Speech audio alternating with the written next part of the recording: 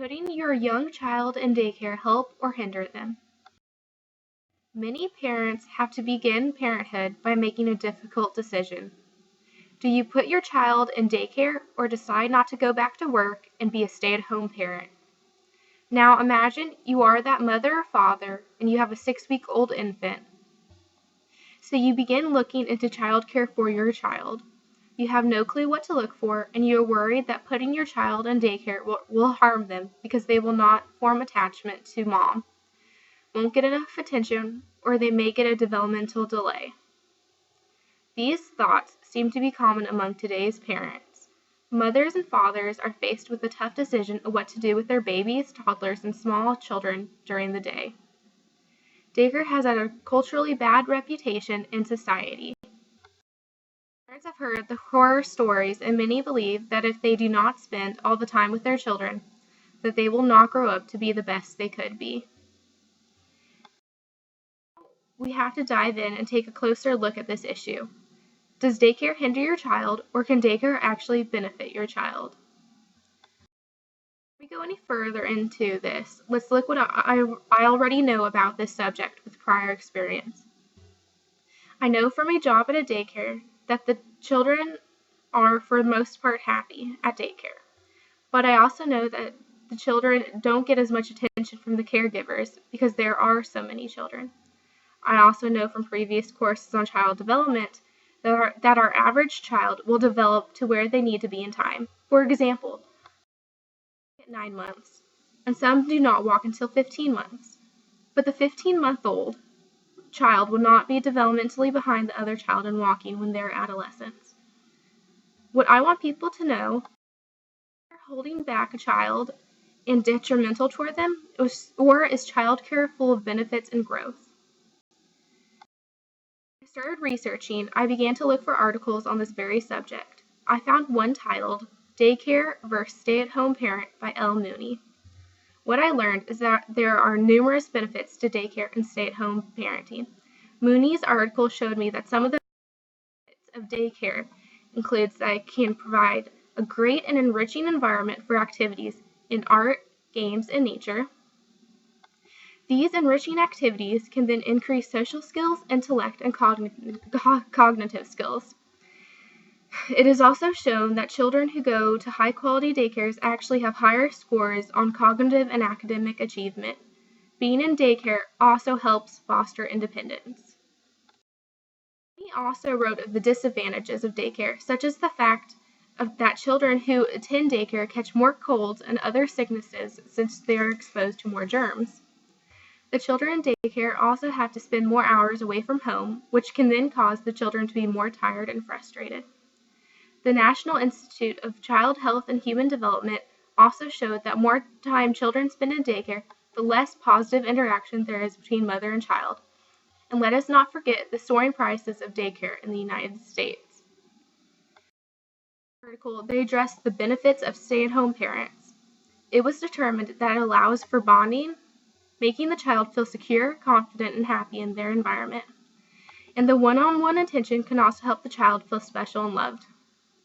As with, there are also drawbacks of staying at home, such as children may not learn social skills, may not mature fast enough, and will also form separation anxiety when they have to start school.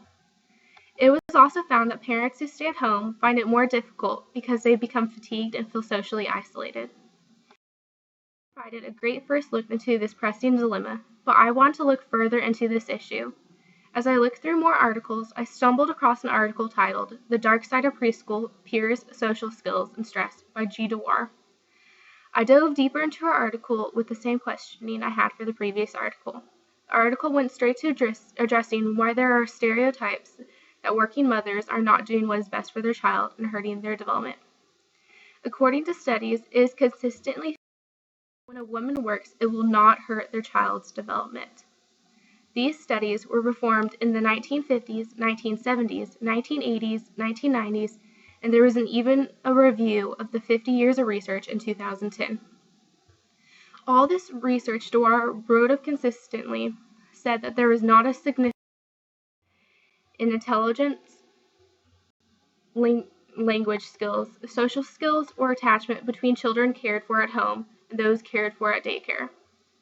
The research in 2010 even found out that there were many positive benefits of daycare, such as the fact that toddlers who went to daycare grew up to have fewer mental issues and got better marks in school. However, what really influenced me from this article was that Dewar wrote that the differences are slim because the daycare children are getting as much time from their working mothers. According to research, working mothers cut back on their sleep and spend that valuable time with their children. Because of this, children do not have less time with their working parents. Dewar even wrote, the employed mothers of 2000 spent as much time caring for their children as the stay-at-home mothers of 1975. She also brought forth the important factor of child care quality. The quality really does count. Penn State University psychologist Jay Belsky even said that we need good daycare. Quality matters. Dewar makes a good point of saying, good care can be a good thing.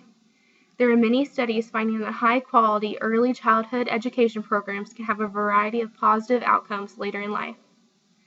Better school performance, better odds of attending and graduating from college, lower chances of smoking, using drugs, depending on welfare, or becoming teen parents. Dewar's quote gave me a better understanding that it is the early childhood program you choose that really matters when choosing a daycare for your child.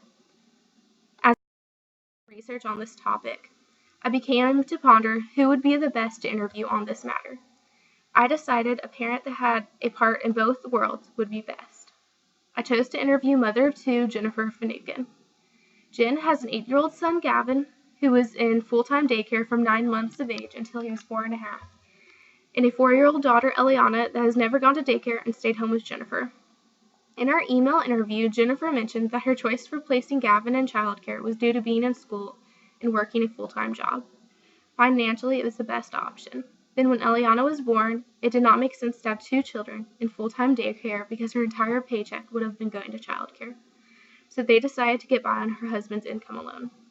Jennifer did notice differences in her 2 children that she attributed to childcare or lack thereof. Gavin was much more academically and socially ready for kindergarten, whereas Eliana has had a couple issues with behavior from being at home.